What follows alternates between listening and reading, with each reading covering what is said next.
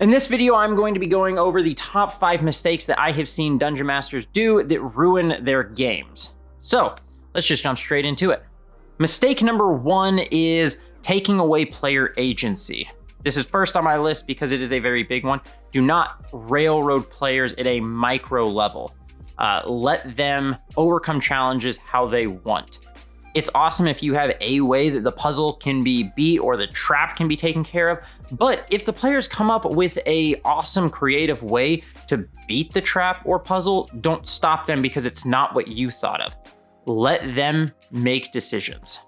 Mistake 2 is having a player versus DM mentality. As a Dungeon Master, you should be on the player's side. Yes, you control the bad guys and you are the one that presents the challenges for them to overcome, but you should want them to win. You want them to win the fights. You want them to beat your puzzles and your traps and all of that stuff. It's kind of a weird situation to be in because as a Dungeon Master, you win by losing. You should want your bad guys to lose. And so try to avoid getting in that player versus DM mindset. You are all on the same side. You just happen to be controlling the bad guys. The third mistake I often see Dungeon Masters making is that they will put a DMPC or an NPC in there to steal the spotlight. Well, I shouldn't say they don't do it to steal the spotlight, but it kind of happens. They put a very strong NPC in there to help the players, and that NPC just steals the show. Remember that the players and their characters are meant to be the heroes. Don't steal the spotlight away from them. It's awesome if you want to give them some help through NPCs, but I would suggest most of the time the NPCs that are helping the players be weaker than the players so that they get to be the heroes, that they get to be, the shining stars. The fourth mistake is when Dungeon Masters don't read the table. They don't kind of get a feel for what's happening and if people are having fun.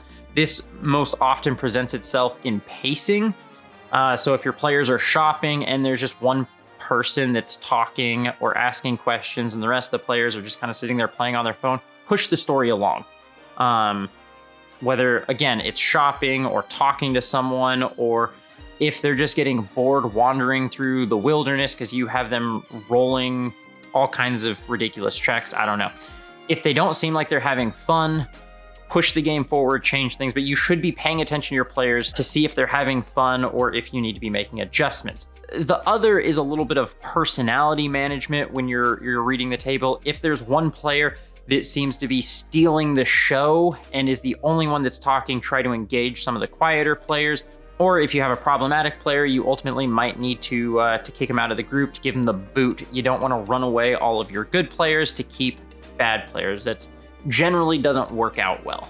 And this kind of goes into the last mistake that I often see Dungeon Masters making, and this is not listening to player feedback. First off, you should be asking for player feedback, but even if you don't, your players have a way of telling you things that they're enjoying and things they're not enjoying.